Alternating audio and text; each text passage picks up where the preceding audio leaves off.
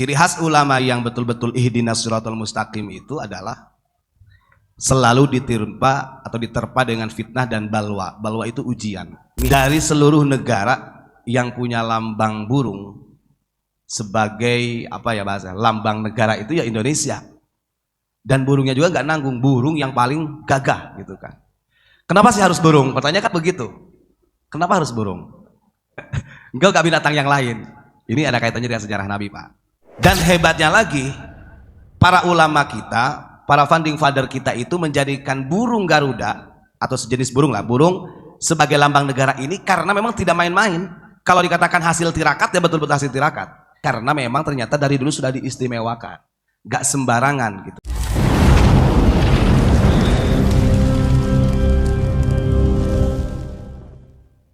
Assalamualaikum warahmatullahi wabarakatuh. Rabbi shrah li sadri wa yassir li amri wahlul 'uqdatam min lisani yafqahu qawli, amma ba'd.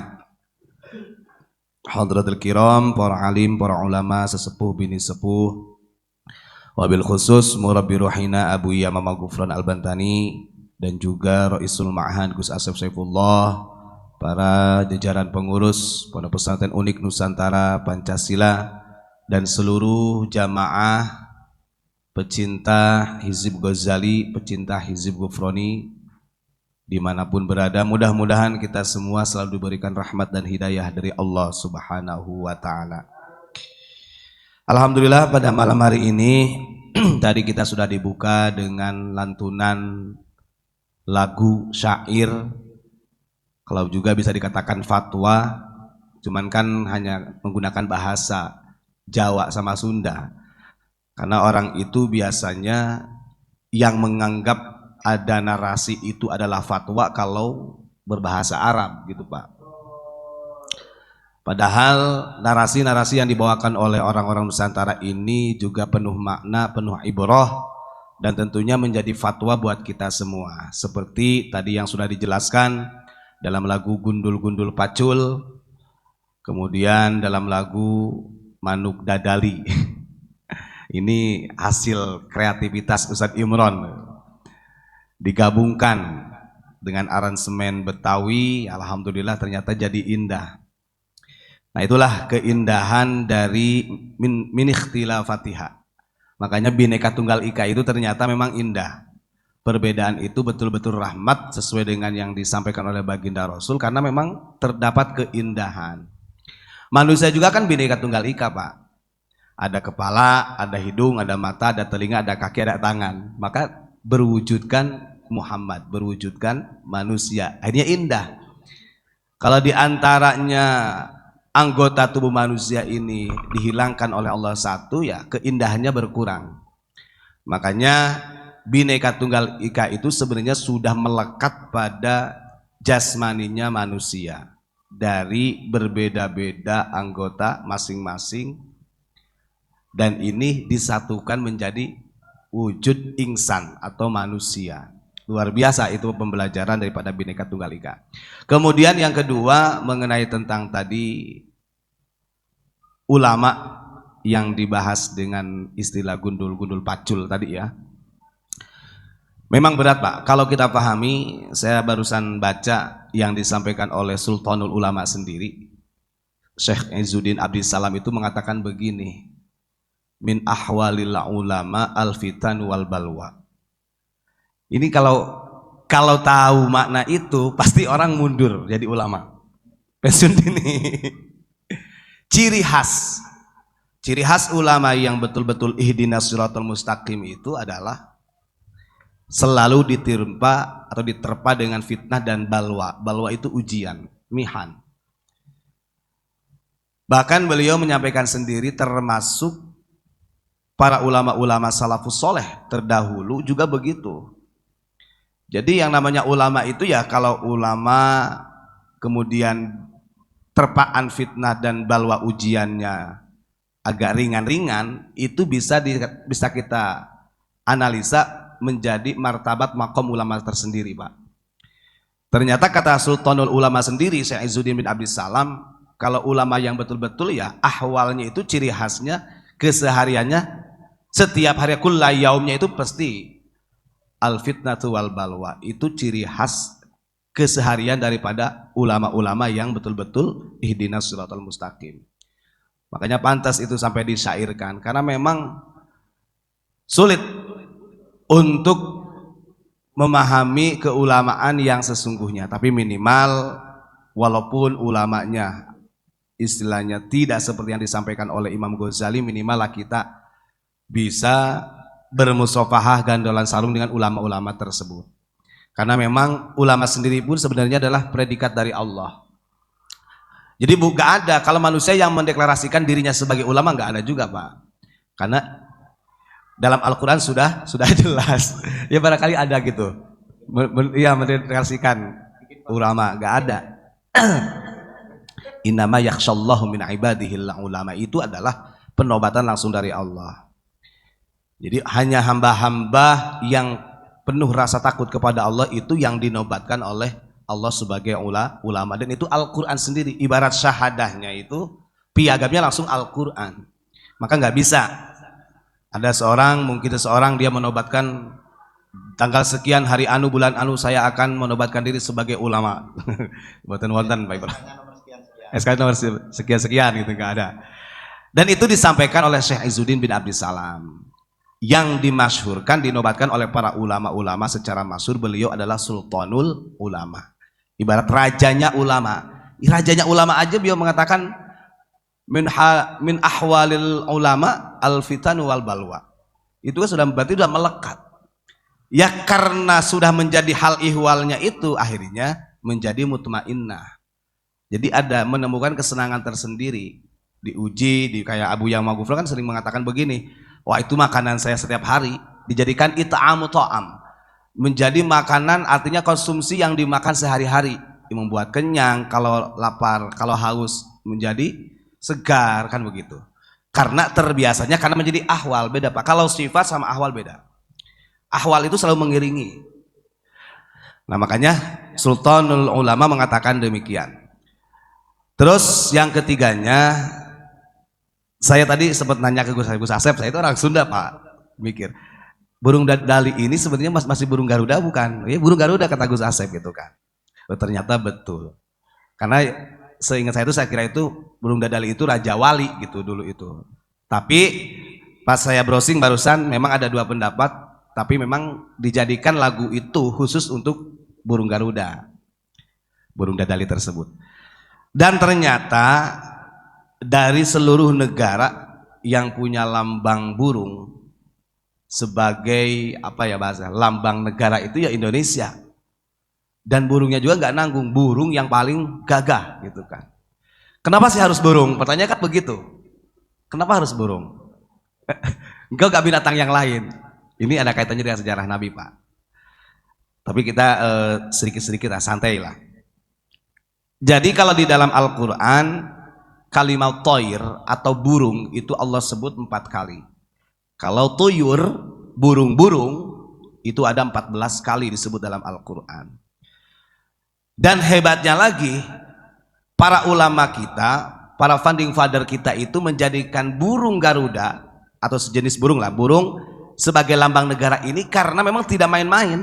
Kalau dikatakan hasil tirakat ya betul-betul hasil tirakat. Coba kita buka ayat Al-Quran yang Allah sampaikan secara terang-terangan dari seluruh hewan yang istilahnya sholat, bertasbih, berzikir secara terang-terangan oleh Allah. Tiada lain tidak bukan adalah hewan burung. Maksudnya Allah memaparkan sendiri. Kita buka ayatnya ini. Nah ini kebetulan dalam Al-Quran dijelaskan, Bismillahirrahmanirrahim. Alam taro annallaha yusabbihu lahu man fis samawati wal ard wat tayru saffatin kullun qad alima salatahu wa tasbihah wallahu alimun bima yaf'alun. Ayat ini bukan mentiadakan seluruh makhluk hewan itu tidak berzikir bertasbih, semuanya bertasbih. Tapi Allah menampakkan lafaz tayr. Gitu loh maksudnya. Kenapa enggak dengan dabah, an'am atau kalimat yang lain atau an-namlu, semut begitu. Nah di dalam tafsirnya begini, yang artinya apakah engkau tidak mengetahui sesungguhnya seluruh makhluk yang ada di langit dan bumi itu bertasbih kepada Allah. Berikut wat-thair safat, berikut burung yang mengepakkan sayapnya. Nah ini kan kalimat makhluk yang lain, hewan yang lain diwakili dengan man, nakirah gitu kan, semuanya bertasbih, tapi Allah memakzulkan, mengecualikan untuk ditampakkan lafal thair, burung juga bertasbih, bahkan di sini itu berdoa sesuai dengan metodenya burung sendiri. Wallahu alimum bima yaf'alun, dan Allah Maha mengetahui apa yang mereka lakukan. Kok kenapa sedahsyat itu? Bahkan ada beberapa hadis Nabi Muhammad juga yang memuliakan burung itu, sampai di Masjidil Haram itu bukan kayak burung merpati, nggak boleh tuh sampai dibunuh, sampai sekarang masih mengelilingi. Dan itu ada hikayatnya sebenarnya. Ketika Rasulullah Shallallahu Alaihi Wasallam bersembunyi di gua bersama Abu Bakar dalam pengejarannya orang-orang kafir pada waktu itu, beliau itu dilindungi bukan hanya dengan laba-laba, dengan burung pada waktu itu. Nah biasanya orang kan dipopulerkan laba-labanya, akhirnya diadopsi menjadi Spiderman. Kalau di dalam hadis Nabi dijelaskan itu dengan burung, sehingga pasukan kafir pada waktu itu melihat, wah gak mungkin Muhammad sama Abu Bakar masuk ke gua ini gitu kan. Ada sarang laba-labanya, kemudian ada telur-telur burung gitu kan. Biasanya kan kalau burung, kalau orang masuk pastinya kan keluar, pada kabur. Sehingga penasaran, salah satu prajuritnya itu penasaran. Waktu itu kan dipimpinnya oleh Umayyah bin Khalaf. Adalah salah satu dari prajurit itu yang penasaran untuk misalnya ngintip lah lebih dalam gitu kan. Begitu dekat aja, burung yang di dalam itu sudah keluar, sudah ketakutan. Artinya itu dinaskan oleh Allah bahwa laba-laba burung ini sebagai wasilah menjadi penolong Nabi Muhammad dari pengejarannya kafir pada waktu itu. Bahkan kita lihat ketika kelahiran Nabi Muhammad SAW, Raja Abrahah memimpin tentara pasukan gajah itu, juga yang menyelamatkan ternyata juga burung ababil. Nah ini saya analisa, para ulama kita, para founding father kita sedemikian rupa menjadikan burung Garuda sebagai lambang negara ini karena memang ternyata dari dulu sudah diistimewakan, gak sembarangan gitu kan, gak sembarangan, apalagi kalau filosofi burung Garuda yang sudah ditulis oleh founding father kita itu kan luar biasa. Makanya dulu itu, zaman dulu, di antara keistimewaannya itu setiap pengiriman surat atau rusul, namanya rusul Pak, bukan rasul, utusan. Nanti keliru ya, nanti saya disebut burung Rasulullah, bahaya. Rusul, utusan yang mengirim surat itu biasanya delegasi lah ya, bahasanya begitu. Rusul itu kan delegasi. Itu rata-rata dulu itu memang menggunakan burung. Contoh ada sejarah, seperti waktu Abu Yazid Al-Bustami beliau mondok, ibunya itu kan memang sudah tidak pernah bertemu sama ibunya. Bahkan ketika Abu Yazid pulang itu sudah wafat. Ibunya itu beberapa kali mengirimkan surat itu melalui burung merpati, sehingga burung tersebut juga gak pernah ada yang sampai, karena sampainya kepada gurunya lebih mungkin kejam, gurunya pendidikannya keras. Wah, daripada disampaikan ke Abu Yazid nanti malah pikiran, udah aja disimpan. Dan itu alat pengirimnya gitu kan, itu dengan burung merpati gitu kan. Makanya ada salah satu syair yang dibikin oleh Imam Syibawi itu, saya lupa lagi syairnya. Ada kalimat begini, hei burung merpati sampaikanlah salam ini gitu kan. Artinya itu menandakan bahwa burung merpati pada waktu itu dijadikan alat untuk mengantarkan informasi. Termasuk yang selalu memberikan informasi kepada Nabi Sulaiman, burung hudhud gitu kan. Makanya dalam Al-Quran ini Allah sangat mengistimewakan burung tersebut, sehingga dalam Al-Quran tadi Allah tampakkan lafaz thair dibandingkan dengan hewan-hewan yang lainnya. Hewan yang lainnya cukup dengan kalimat man, nakirah, artinya tidak dijelaskan an-namlu atau mungkin al-ankabutnya gitu kan, tidak. Tapi di situ wat thair, bahwa burung sendiri yang mengepakkan sayapnya sholat, kemudian berdoa, bertasbih dengan cara burung sendiri. Nah itu nukilan daripada Al-Quran, artinya supaya kita jangan ragu-ragu bahwa burung Garuda ini juga betul-betul bermakna. Apalagi tadi dalam nadanya, dalam syair di Sundanya yang benar. Intinya kan dari burung ini adalah manuk dadali, manuk panggagahna. Artinya dari sekian banyak burung itu yang paling gagah manuk dadali atau burung Garuda. Dan itu melambangkan perlambangan sakti Indonesia Jaya. Melambangkan Indonesia Jaya. Manuk dadali pangka koncarana. Nah ini maksudnya bikin orang terkesima. Makanya dulu kan kenapa waktu Bung Karno itu bisa disegani oleh PBB, ya itu dia menjadi burung Garuda. Dan hebatnya lagi pribadinya gitu, kalau dikatakan pribadinya manuk dadali itu resep ngahiji rukun sakabena, senang mengayomi, artinya irhamu man fis samawati wal ardh. Nah ini adalah kutipan daripada lagu yang dinyanyikan oleh kita tadi. Nah mungkin itu saja Pak Imron.